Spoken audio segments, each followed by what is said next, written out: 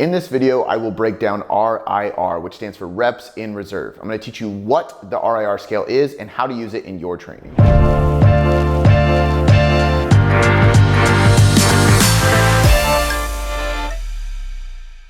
First and foremost, if you've been here before, thank you for returning and watching another video. Make sure you like and subscribe to the channel. If you are new, stick around, learn something. And if you do learn something and like the channel, make sure you also like the video and subscribe to the channel. Now, what is RIR? That is the first thing we need to break down today. And RIR stands for reps in reserve. This is very similar to RPE, another very well-known scale of effort that people use inside of their training program design. RPE stands for rate of perceived exertion.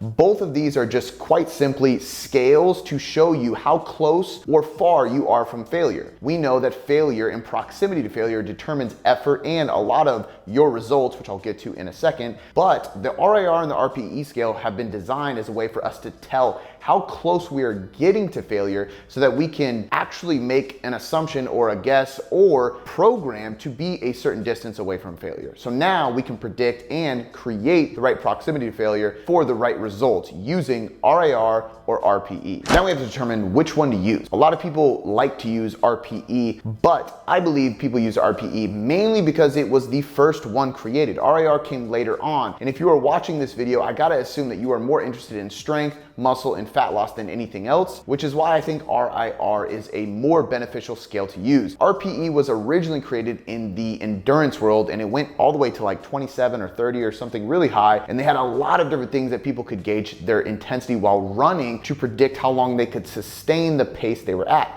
Then it got converted into powerlifting. However, it is very difficult for some people to gauge an RPE 8 on a set of 5 or 10 because it doesn't line up well. The inverse scale is RIR, reps in reserve, and this is used a lot easier for most people because if you have an RIR of 2, you just know you have 2 reps left in the tank. You are 2 reps away from failure because a 0 RIR is failure. So you can literally finish your last rep and determine how many did I have left in the tank before I completely fail this exercise. That is your RIR based on the scale that we are explaining today. Now, why is this even important? Well, like I alluded to before, we need to be within a certain proximity to complete failure in order to stimulate maximal gains. Now, when we look at strength research and people trying to improve their 1 rep max or their absolute strength, research actually shows that we can be 3 to 4 reps away from failure. So a 3 to 4 RIR and still see pretty significant gains in strength. Damn near just as great of strength gains as going to failure, but the recovery demands are much lower, meaning we can do it more often, which accumulates in better results over time. With hypertrophy, there is more research showing that failure training is actually more beneficial. Now, we don't need to always go to failure, but we do know we can get closer to failure to maximally stimulate more muscle growth. And it's probably because of the equated volume when doing sets of 8, 10, 12, 15, so on and so forth.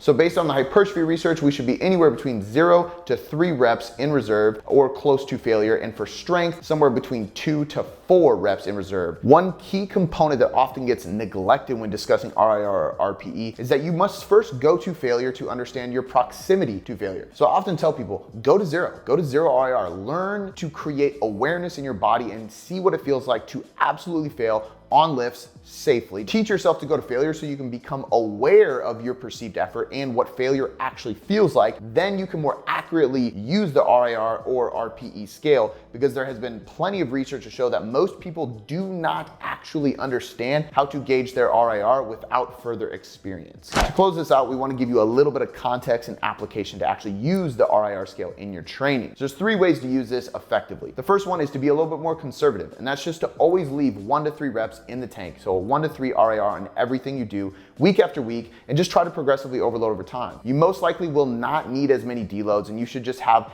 a higher RIR, so 2 to 3 on compound lifts, and a lower RIR, about 1 on isolation exercises. The second route is to progress your RIR week after week, and that means starting your entire block with 3 to 4 reps in the tank, and every week dropping your RIR until you take everything to failure on a specific week. Then you do a massive deload to try to super compensate or see this sensitization phase after you return post deload. And the third and final way is to have a descending RIR scale on everything you do, which means if you have 4 sets, you might start your first set with a 2 or 3 RIR and your last set with nothing left in the tank, a 0 RIR on safe exercises. And this allows you to push everything to failure on that last set. You will reactively use deloads when your body needs it. And that is RIR, reps in reserve. I highly recommend anybody who is chasing strength, hypertrophy, or fat loss, use this in your training so that you know you are getting close enough, but not always all the way to failure. And the RIR scale is the only way to do so accurately and intelligently inside your programming. If you liked the video, hit the like button, make sure you subscribe and hit the little bell so you get notified every single time we drop a new video. And if you have any comments or questions, drop them below.